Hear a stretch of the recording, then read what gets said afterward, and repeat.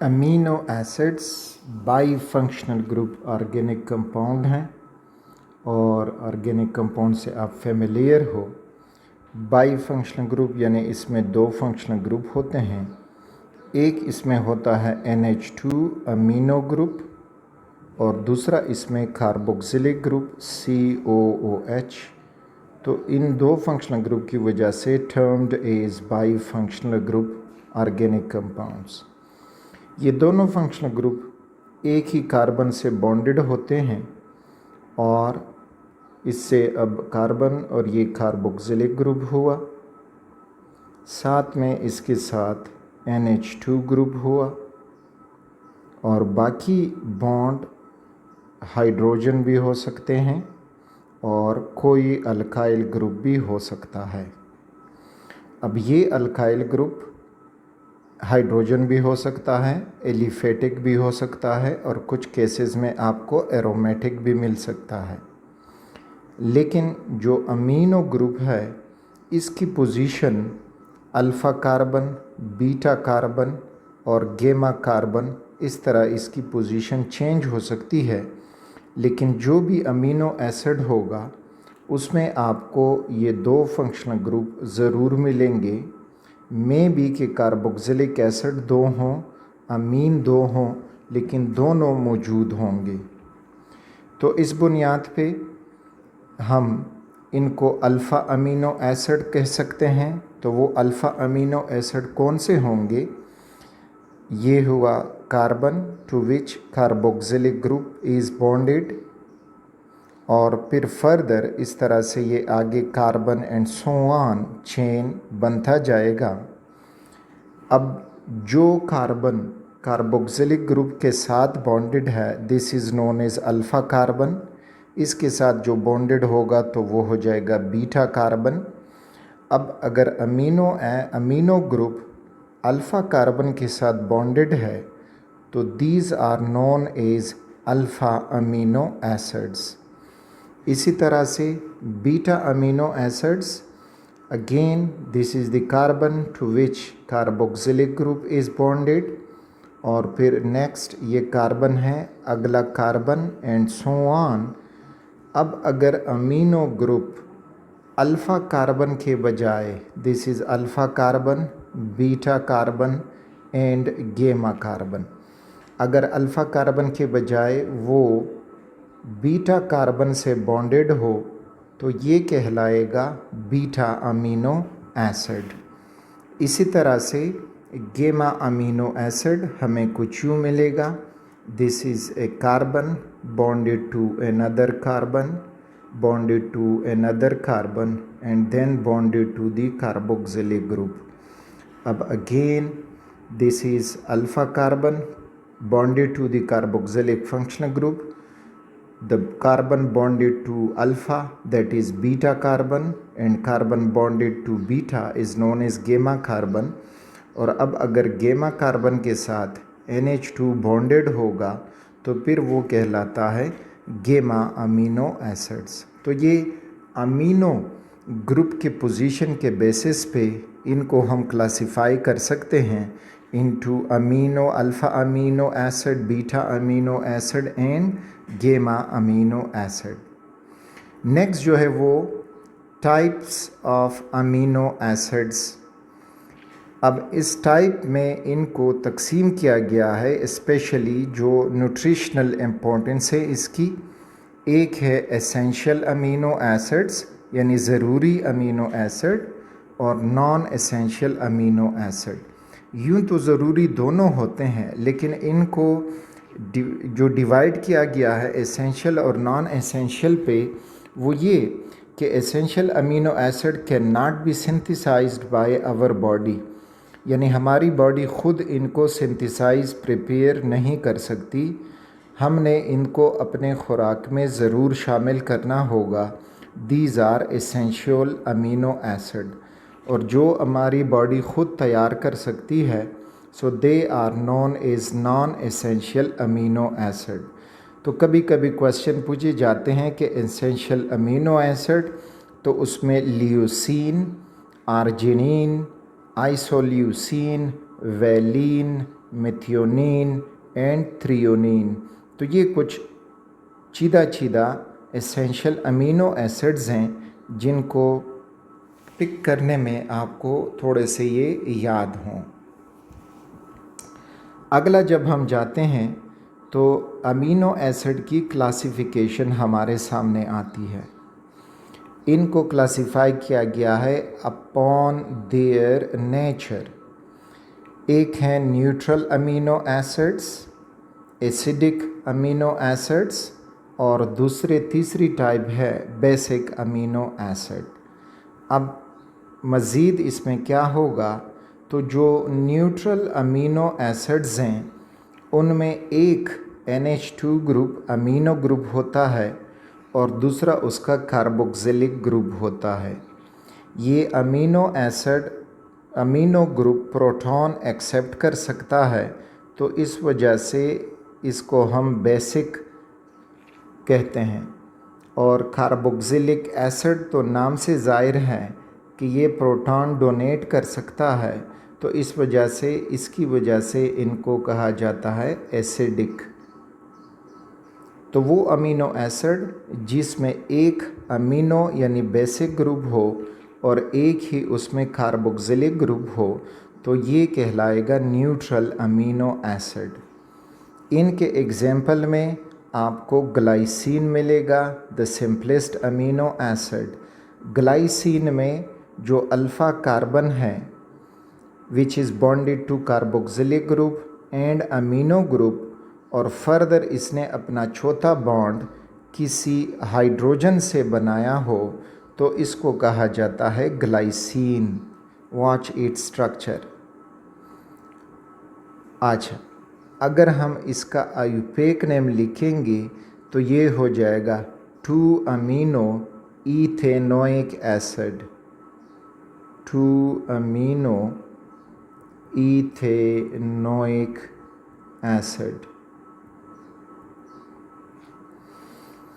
Okay, alanine को देखें तो एलानीन में अब हाइड्रोजन की जगह अगर कोई एक मिथाइल ग्रुप बॉन्डेड हो तो वो एलानीन कहलाएगा।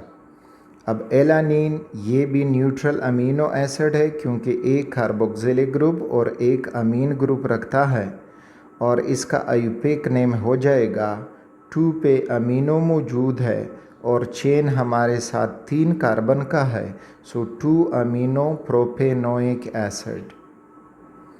इसी तरह से वेलिन को देखेंगे तो अब मिथाइल की जगह पे अगर ये आइसोप्रोपाइल ग्रुप मौजूद हो, बाकी वहीं CH COOH और NH2, तो ये कहलाता है वेलिन।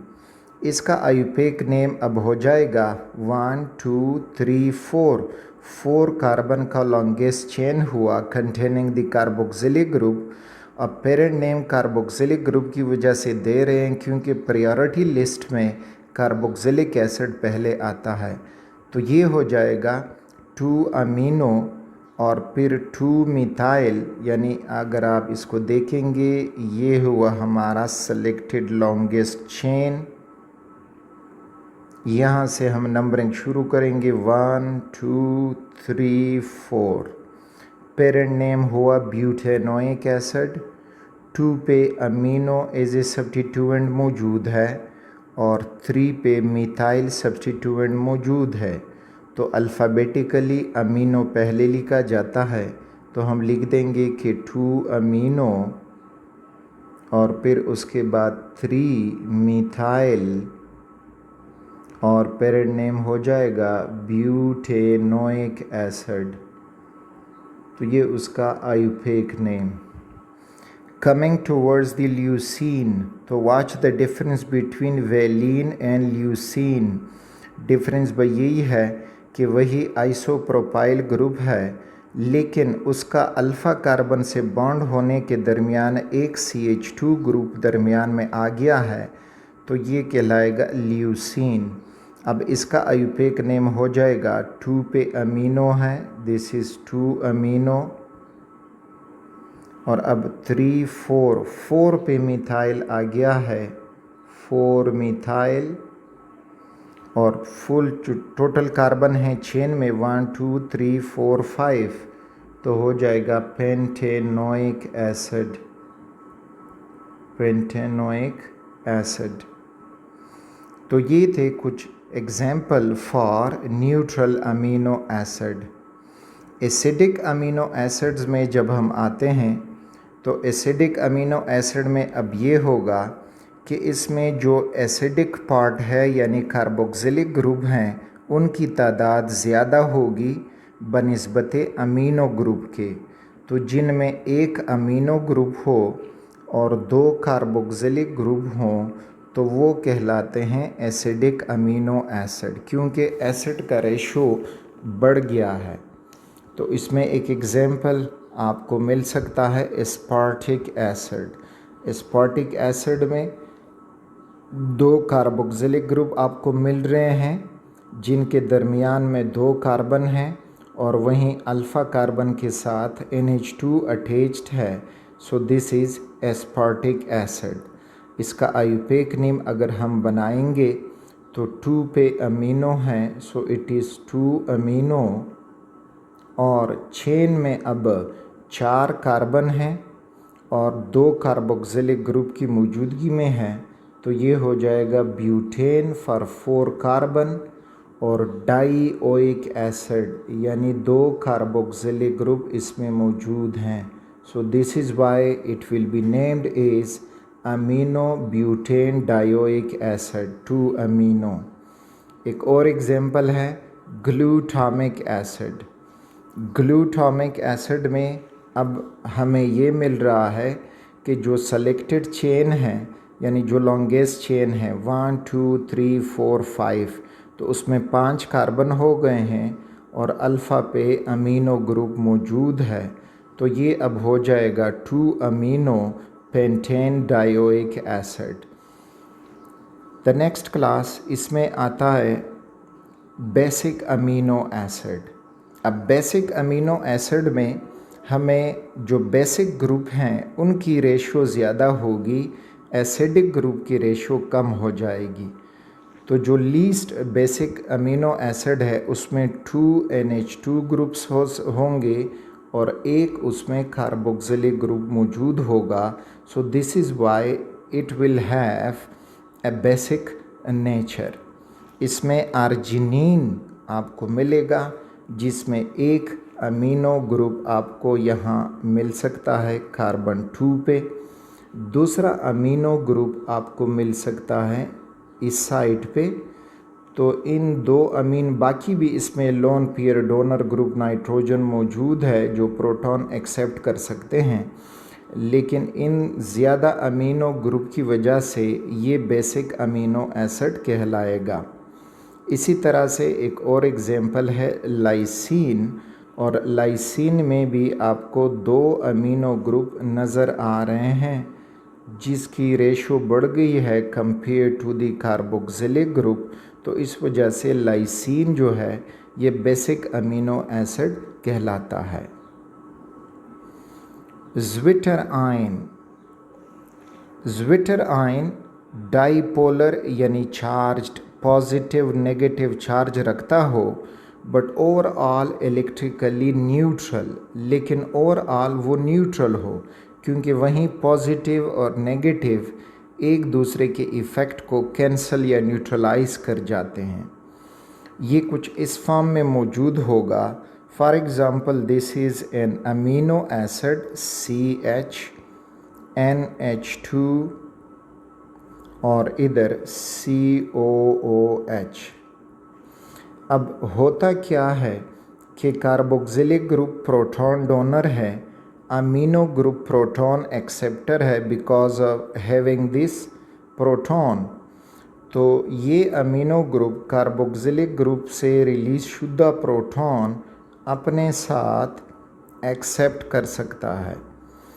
तो हमें जो नेक्स्ट आयन मिल जाएगा वो कुछ इस फॉर्म में होगा कि this is that side chain, this is CH और यहाँ पे अब हो जाएगा NH3 with a positive charge and carboxylic group with A negative charge. तो अब यहाँ पे एक ही मॉलिक्यूल में हमें पॉजिटिव चार्ज्ड एंड और एक नेगेटिव चार्ज्ड एंड मिल रहा है। तो इस किस्म के आयन को कहा जाता है ज़्विटर आयन। अब इस ज़्विटर आयन का फिनोमेना कैसे समझ में आया, तो वो इस वजह से कि कार्बोक्सिलिक एसिड में जो ये ज़्विटर आयन फॉर्मेशन है, तो इस वजह से ये सॉल्युबल इन वाटर हैं, यानी जितने भी अमीनो एसिड्स हैं तो वो सॉल्युबल इन वाटर होते हैं, इनसॉल्युबल इन ऑर्गेनिक सॉल्वेंट, क्योंकि इनमें एक आयोनिक नेचर आ जाती है। तो ऑर्गेनिक सॉल्वेंट नॉन पोलर होते हैं तो उसमें ये इनसॉल्युबल रहते हैं। Solid in nature, ionic compound ज़्यादातर सॉलिड ही हैं, तो ज़्यादातर नहीं कि सारे सॉलिड्स होते हैं, तो इस वजह से इनका सॉलिड नेचर हमें मिल रहा है। और दूसरी तरफ can accept as well as donate proton, और ये प्रोटॉन को एक्सेप्ट भी कर सकते हैं, प्रोटॉन को डोनेट भी कर सकते हैं। यानी बाहर से आया हुआ अगर कोई प्रोटॉन है तो carboxylic group can accept it, और अगर बाहर की तरफ किसी प्रोटॉन को देना है तो amino group can do it. तो ये था ज़्विटर आयन कि ये होता क्या है और इसकी वजह से अमीनो एसिड में कौन सी प्रॉपर्टी हमें मिलती हैं।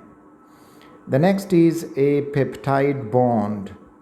पेप्टाइड बॉन्ड होता क्या है, या एमाइड बॉन्ड भी इसको कहा जाता है। इस पेप्टाइड बॉन्ड की वजह से डिफरेंट अमीनो एसिड आपस में मिलते हैं और एक लॉन्ग पॉलीपेप्टाइड चेन बना सकते हैं, that is termed as proteins. तो इससे पहले हमने कार्बोहाइड्रेट्स में बॉन्ड पढ़ा, दैट वाज ग्लाइकोसाइडिक बॉन्ड या ग्लाइकोसाइडिक लिंकेज, और जब वो मोनोसेकेराइड आपस में मिलाते थे। अब जो प्रोटीन्स हैं they are building blocks of amino acid.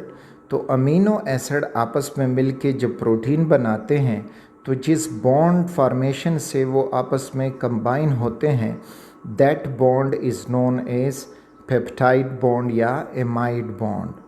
अब यह हमें कुछ यूँ मिलेगा कि ये एक अमीनो एसिड हुआ, एक जर्नल अमीनो एसिड और CH, फिर C double bond O and OH, this is that carboxylic group, और ये हुआ NH2 ग्रुप। दूसरा अमीनो एसिड इसके सामने जब होगा तो उसको हम यूँ रिप्रेजेंट करेंगे कि this is that carbon bonded to carboxylic group, here is that alkyl group, the hydrogen, और ये हुआ NH2 ग्रुप। तो इसको मैं NH और दूसरे H को यूँ रिप्रेजेंट करेंगे। अब इनमें जब बॉन्ड बनेगा तो कुछ यूँ होगा कि एक अमीनो एसिड के अमीनो ग्रुप से H और दूसरे अमीनो एसिड के कार्बोक्सिलिक ग्रुप का OH, इनकी आपस में कंडेंसेशन हो जाएगी, और इस कंडेंसेशन के नतीजे में वाटर का मॉलिक्यूल निकाल दिया जाएगा और वो ख़ुद आपस में एक बॉन्ड बना देंगे। तो वो बॉन्ड कुछ इस फॉर्म में होगा, इधर से शुरू करें, this is C double bond O रह गया है, बाकी इसके साथ अपने जो स्पीशीज़ मौजूद हैं लाइक दिस, और जो दूसरा अमीनो एसिड है उसका अब रह गया है NH, उसके साथ बाकी स्पीशीज़ R H और उसका COOH। और अब यहाँ पे आपको मिलेगा कि जो कार्बोनिल कार्बन है और NH वाला नाइट्रोजन है, इनके दरमियान ये बॉन्ड बन जाएगा। Now this bond is known as a peptide bond या amide bond। amide carbon double bond O हो और फिर नाइट्रोजन अटैच्ड हो तो इनको एमाइड्स कहा जाता है। तो इसी किस्म का एक बॉन्ड यहाँ पे मौजूद हो जाता है, तो इस वजह से this is known as amide bond. अब इसकी बुनियाद पे आपको अगर कहा जाए कि डाईपेप्टाइड, तो डाईपेप्टाइड का मतलब ये नहीं होगा कि दो पेप्टाइड बॉन्ड, मतलब ये होगा कि 2 अमीनो एसिड आपस में जुड़े हों, 2 अमीनो एसिड्स बॉन्डेड, तो उसको हम कहेंगे डाईपेप्टाइड बॉन्ड। ट्राईपेप्टाइड बॉन्ड में 3 अमीनो एसिड्स बॉन्डेड, तो वो हो जाएगा ट्राईपेप्टाइड बॉन्ड। इसी तरह से टेट्रापेप्टाइड में 4 अमीनो एसिड्स बॉन्डेड, तो टेट्रापेप्टाइड। यानी इसमें अगर हम एमाइड लिंकेज देखेंगे तो वो टोटल 3 बने होंगे, यानी एक अमीनो एसिड, दूसरा अमीनो एसिड, तीसरा अमीनो एसिड और चौथा अमीनो एसिड। लेकिन इसमें जो पेप्टाइड होंगे वो 3 होंगे। यहाँ पे ये peptide bond, peptide bond, peptide bond, और इसको अब हम कहेंगे टेट्रापेप्टाइड। इसी तरह से पॉलीपेप्टाइड, जब ज़्यादा अमीनो एसिड आपस में मिल जाएं तो वो चेन कहलाता है पॉलीपेप्टाइड चेन। एक मैक्रोमॉलिक्यूल बन जाता है, पॉलीमर बन जाता है, जिसको हम फिर प्रोटीन कहा देते हैं। So this is polypeptide bond, तब बनेगा पॉलीपेप्टाइड चेन बन जाएगा। So these were the main concepts according to amino acids.